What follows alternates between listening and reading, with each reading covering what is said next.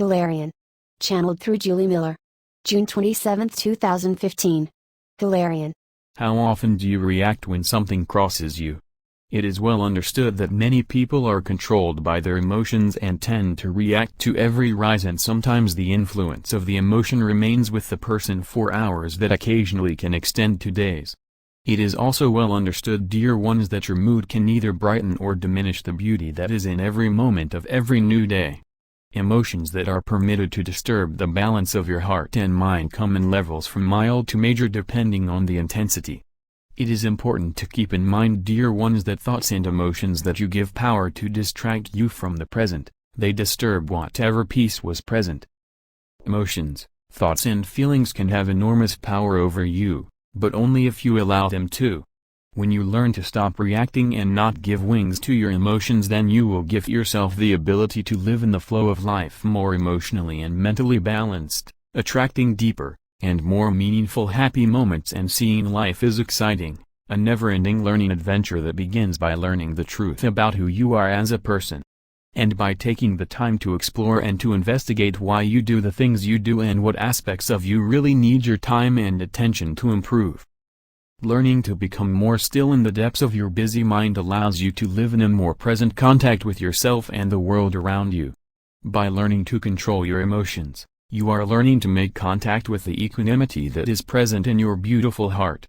When you are to recognize you have made it the sea of equanimity, understand that you have made room for other positive emotions to rise, such as joy, love, compassion and dedication, that are natural developments for someone whose heart is at peace. When you take the time to learn the meaning behind your automatic thoughts, you discover the brilliancy of clarity and learn to bring stillness to your mind, giving your mind a mental vacation. By taking the time, dear ones, to look at why you react to those turbulent emotions, what you will discover is that your heart favors peace and tranquility over any upset. You are not the one who is to create stillness in the back of your mind. It is already present. When you finally let go of the ride from the twists and turns of your thoughts, you come to this place of stillness. It is the same for equanimity. You do not create it, it is already there in your heart, waiting for you to let go of your need to react to every emotion that bubbles to the surface. It is well understood that if you want to come to a place of peace, you must practice peace. By practicing peace, you must be able to allow yourself to relax your mind and let go of the emotions and thoughts that grip your mind, body and heart, preventing you to have a balanced, peaceful connection with your whole self. Many of you already realize how impacting emotions are to the physical body.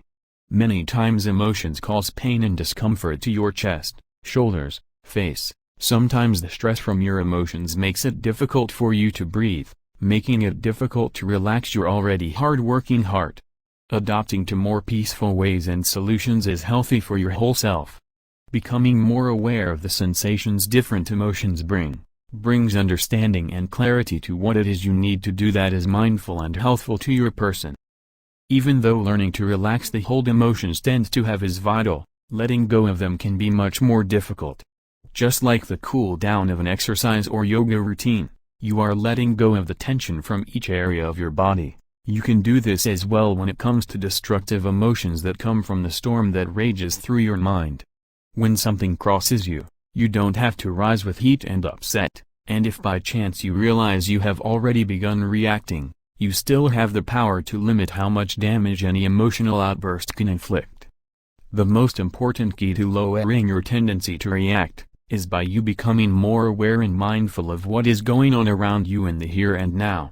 Don't dwell on yesterday or worry about tomorrow. Focus on the present and be willing to let go of what is unneeded and unnecessary with dedication and commitment.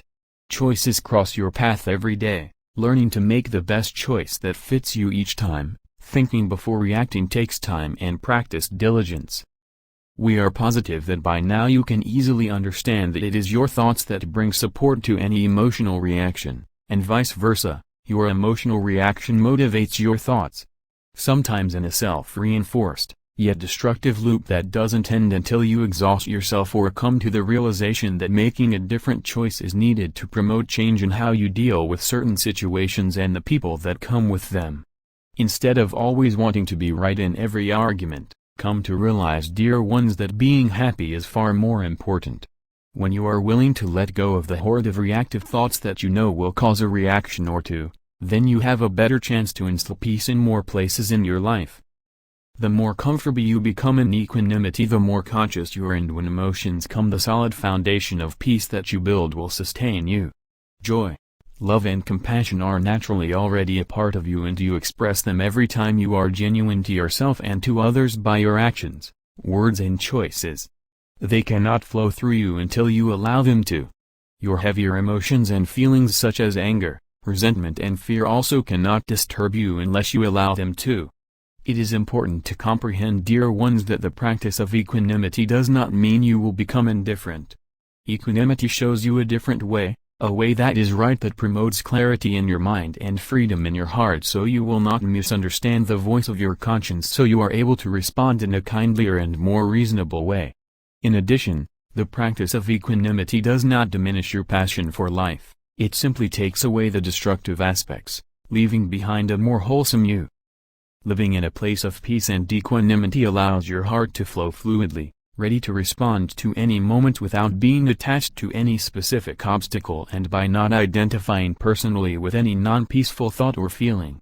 When peace and equanimity is alive and present within you, you then, dear ones, are more than able to live in the completeness of the flow of the energies and joys of life. I am Hilarion through Julie Miller.